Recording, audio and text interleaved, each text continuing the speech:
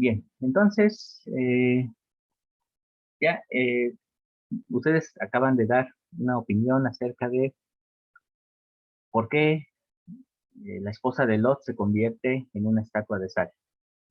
Por desobediente, porque anheló su vida anterior, porque añoraba sus posesiones materiales. Entonces, esas son algunas de las cuestiones que le hacen voltear hacia atrás, de acuerdo a las diferentes versiones que se nos han dado sobre por qué lo hizo. Hoy vamos a ver una más, una versión más. De hecho, casi en la cristiandad no se considera porque esta versión pertenece a la Gemara. Es una versión que se da en el Talmud y vamos a ver cuál es esta versión, pero primeramente para comprender este contexto vamos a analizar dos escrituras. Vamos al libro de Génesis, al libro de Bereshit, y vamos a ver el capítulo 18 y el capítulo 19. Tanto del 18 como del 19, vamos a ver el versículo 1. Génesis 18:1 y Génesis 19:1. Vamos a ver dos situaciones semejantes. Necesito que las vayamos detectando cuáles son, en qué son semejantes, en qué son diferentes. En el caso del capítulo 18, nos habla de Abraham y en el 19 nos habla de Lot. Y vamos a ver qué estaban haciendo. Nada más les pongo el contexto. En el capítulo anterior, en el 17, se le manda a Abraham eh, practicar lo que era el rito de la circuncisión. Se le da la instrucción de que lo haga, él, sus siervos, todos los varones de su casa. También se le da la indicación de que su hijo también lo haga, aunque en este momento todavía no había nacido, pero pues, se practica la circuncisión y entonces el capítulo 18 comienza precisamente en el hecho de que Abraham tenía 3 días de estar circuncidado. No sé si alguien conoce o sabe de alguien que se haya hecho circuncisión ya de adulto, y que sepan qué tan doloroso puede ser una circuncisión.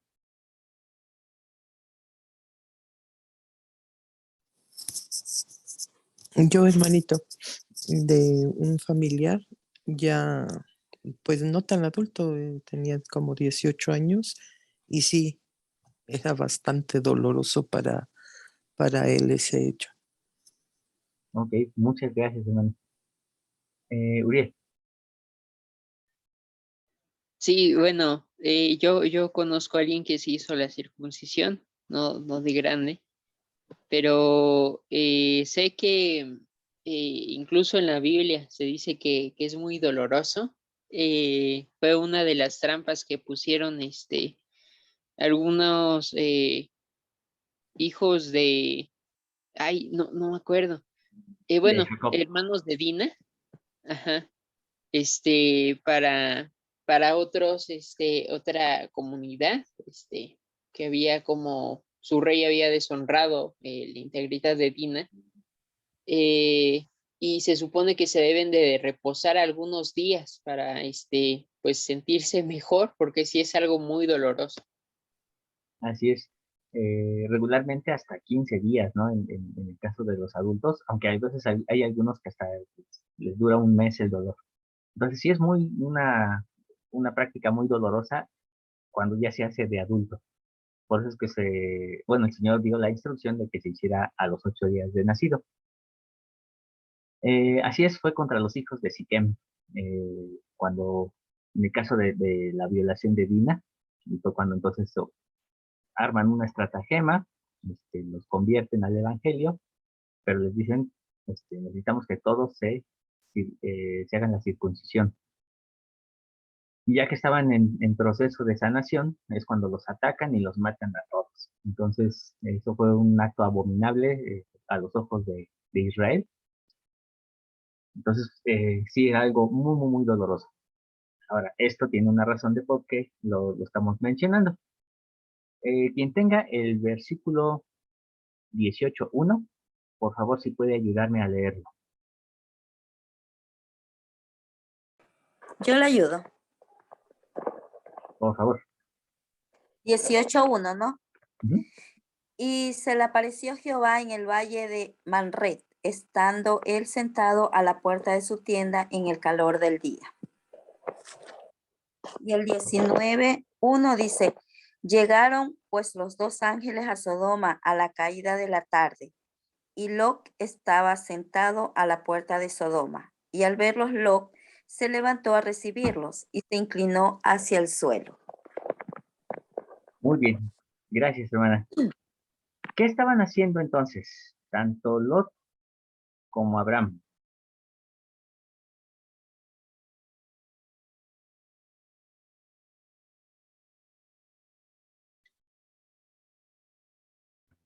Sentados en su puerta. Estaban sentados en la puerta, el uno en su tienda y la otra estaba sentado en la puerta de Sodoma, dice. Correcto, muy bien.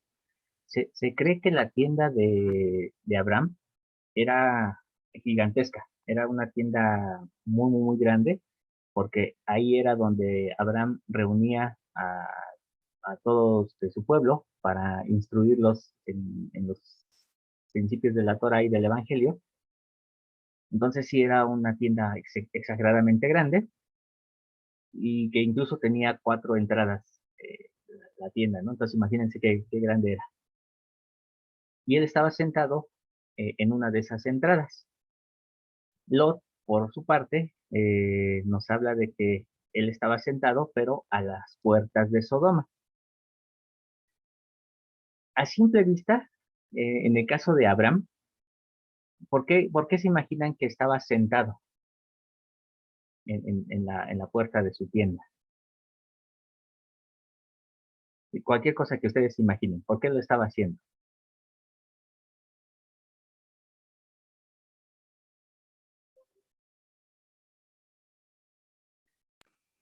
Ahí dice Sí. porque estaba con calor. Perdón, hermana, otra vez, porque se cortó un poquito. Ya, digo que ahí dice que él estaba sentado porque sentía calor, como parece que el tiempo estaba como muy caluroso y según lo que dicen las escrituras, ¿no? Excelente, muy bien. Gracias, hermano. Bien.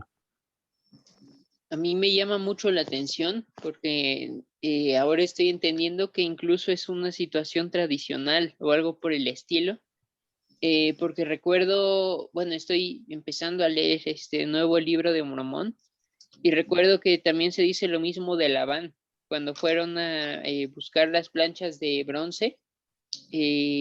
Labán estaba esperando en las puertas de su casa y fue cuando Lamán pues huyó porque lo acusó de ladrón y le quería privar de la vida. Correcto, muy bien. Entonces, esta es una práctica más común de lo que se cree, pero hay una razón. Es decir, sí había calor, como dice la escritura, pero entonces, debido a lo que estamos notando, que tanto Lot, y bueno, ahorita con lo que nos comenta Abriel, que Labán también estaba fuera de su tienda, entonces vemos que tiene algo que ver más allá del calor. Entonces, en este caso, tanto Abraham como Lot tenían un propósito para estar afuera. Había una razón. La Gemara indica que Abraham lo que hacía era ver quién pasaba por el camino para invitarlo a que recibiera una instrucción de la Torah. Cuando nosotros leemos el capítulo 17, en la revisión que hace José Smith de ese capítulo, se nos hace saber que Abraham no solamente recibió la instrucción de la circuncisión, sino también del bautismo, y se le manda enseñar el Evangelio. Y entonces Abraham empieza a predicar y convierte a muchos. Es decir, ya había predicación del evangelio. Esto está acorde a lo que dicen los judíos en la Gemara, porque entonces se nos habla de que Abraham estaba sentado en la tienda donde daba instrucción, esperando que alguien llegara para instruirlo. En otras palabras, en un lenguaje más moderno, pues él estaba esperando a alguien para predicarle el evangelio. Y esto era la razón por la que él estaba en la puerta de su tienda. Hay algo curioso que Lot está haciendo lo mismo. Está a la puerta de Sodoma y estamos hablando de que él, en el caso de Lot, no está afuera de su casa, no está afuera de su tienda, sino afuera en las puertas de Sodoma, esperando precisamente que ocurra lo mismo. No sé si para evitar que alguien entre a la ciudad o para instruirle, ¿no? De que tenga cuidado, de que conserve sus valores, sus principios, no se nos describe, pero la idea va por ahí. Hay algo que mm, quizás nosotros en la cristiandad no lo hemos contemplado, pero los musulmanes consideran a Lot como profeta.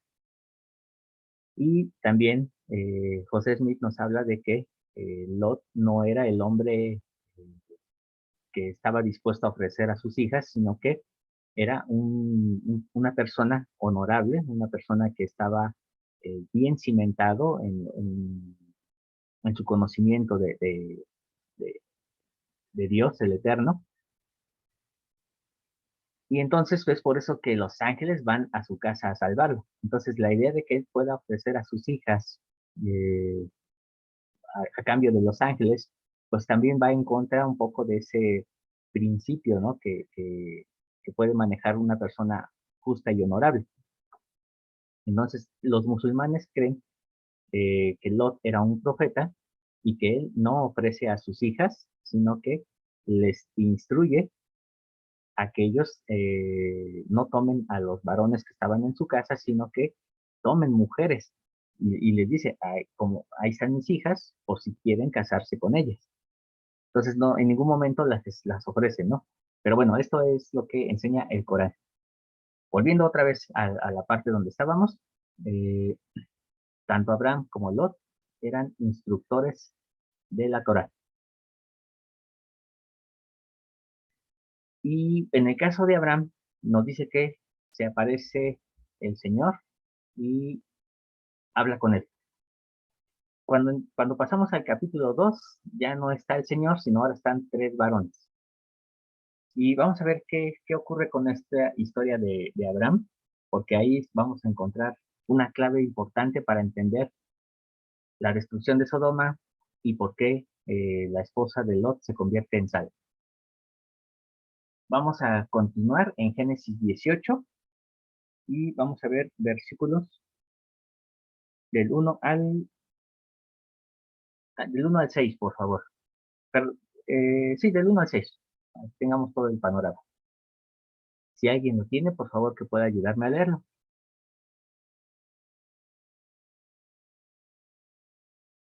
Génesis 18, del 1 al 6.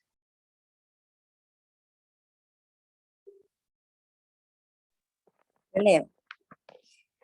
Ya dice Génesis 18 del 1 al 6, ¿no? Dice, y se le apareció Jehová en el valle de Manred, estando él sentado a la puerta de su tienda en el calor del día.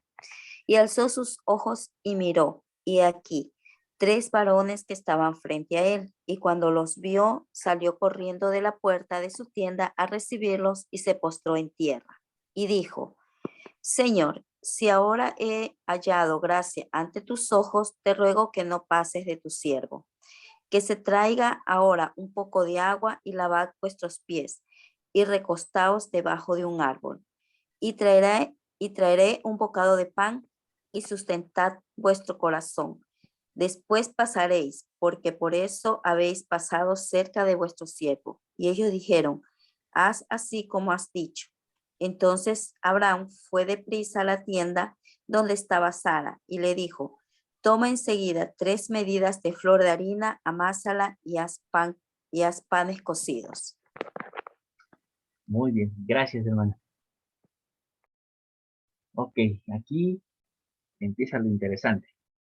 Abraham, estando a 3 días de su circuncisión, se levanta y empieza a atender a sus invitados. ¿Qué es lo que hizo él? ¿De qué forma los atendió?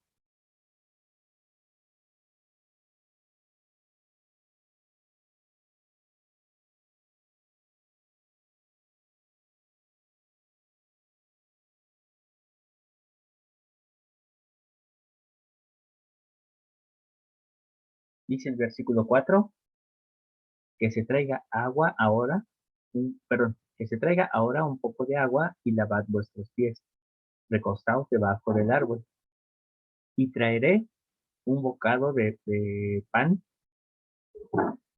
y, sustentad vuestro corazón pero después pasaréis, porque por eso habéis pasado cerca de vuestro siervo. Y entonces dice que se levanta y va deprisa con su esposa y le dice, prepara masa y haz panes cocidos. Más adelante se nos sigue explicando que él ahora corre y va hacia el rebaño y entonces mata un cordero. Y recordemos que en aquella época matar un cordero no era simplemente llegar y darle un golpe en la cabeza y ya, no, sino que era afilar el cuchillo, debía de hacerse de una manera minuciosa para que fuera algo kosher, algo correcto. De otra forma, no era lícito comer carne de animal. Debía hacerse con todos los protocolos que se instruía en aquellos tiempos y pues esto no era nada sencillo, estando él a 3 días de su circuncisión.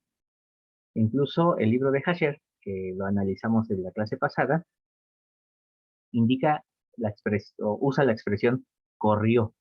Entonces él corre a hacer todos los preparativos. Incluso se indica que él mismo lava los pies de estos visitantes que estaban con él. Vemos entonces que Abraham se vuelve un ejemplo de cortesía, de un buen anfitrión. Y entonces la clave que empezamos a encontrar es los panes cocidos. Estos no eran cualquier tipo de pan, eran panes sin levadura, tenían que cocerlos deprisa, es decir, no había tiempo para que la masa leudara, entonces les ofrece panes sin levadura y ya de entrada empezamos a ver ciertas pistas. Aquí hay una pregunta que quiero hacerles, no la contesten todavía, esto es parte de lo que vamos a descubrir. ¿Qué relación hay entre el pan y la sal? ¿Qué relación hay entre el cordero y la sal? A simple vista, pues prácticamente nada, pero ahorita vamos a analizarlo con más calma. Ahora me gustaría saber, nos quedan como 5 minutos, entonces así de forma muy rápida, ¿qué diferencia hay entre la sal que nosotros tenemos en la actualidad, lo que llamamos sal refinada, y la sal de grano? ¿Cuál es la diferencia de lo que ustedes saben?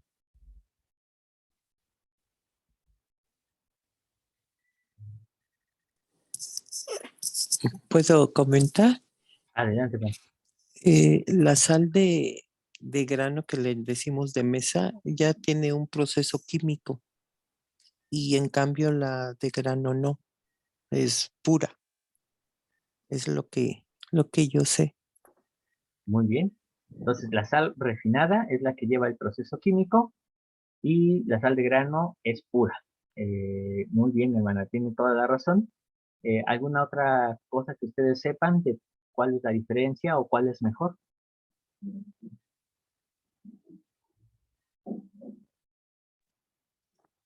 La que le decimos sal de grano o de mar, esa sala más que la otra.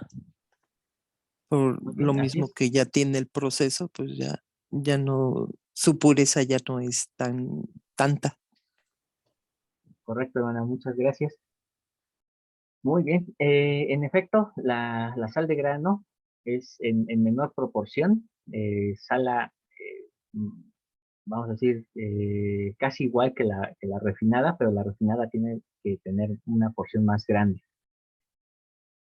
Eh, lo que tenemos en la sal refinada son en particular tres elementos esenciales. Ahorita no me acuerdo bien de todos. Lo que sí me acuerdo bien es de que los tres elementos de forma aislada se convierten en veneno. O sea, no podemos comer ninguno de los tres elementos que conforman la sal refinada porque nos morimos. Es muerte segura. Y sin embargo, la comemos en porciones pequeñas a través de la sal refinada que compramos en bolsitas en el supermercado. La sal de grano, que como bien dice la hermana, es una sal más natural, viene de un proceso natural en la forma en la que se captura y se obtiene esta sal. Y este tipo de sal tiene, si no me equivoco, creo que son 8 elementos de la tabla periódica, los cuales combinados se convierten en nutrientes. A diferencia de de la sal refinada, que es prácticamente tres ingredientes que son veneno, la sal de grano tiene nutrientes. Entonces, cuando se combinan los alimentos, los nutre en lugar de simplemente salarlos. Esa es la ventaja que tiene la sal de grano. Obviamente, en aquella época, pues no existía el proceso de refinación que actualmente se le aplica a la sal, y entonces la sal siempre era en grano.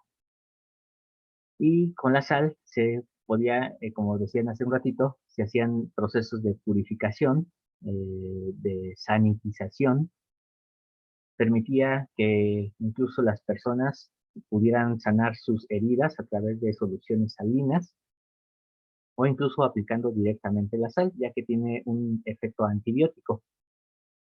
La sal también permitía la conservación de alimentos.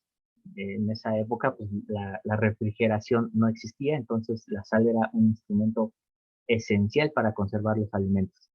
Incluso la leche era algo que tenía que ser conservado y de ahí es de donde viene la tradición de los quesos. Entonces, la sal era un instrumento esencial en la cocina, en la salud, y todos los viajeros del desierto tenían que llevar su bolsita de sal para casos de emergencia. Ok, me queda un minuto. Entonces cierro de una vez la sesión y en la siguiente continuamos.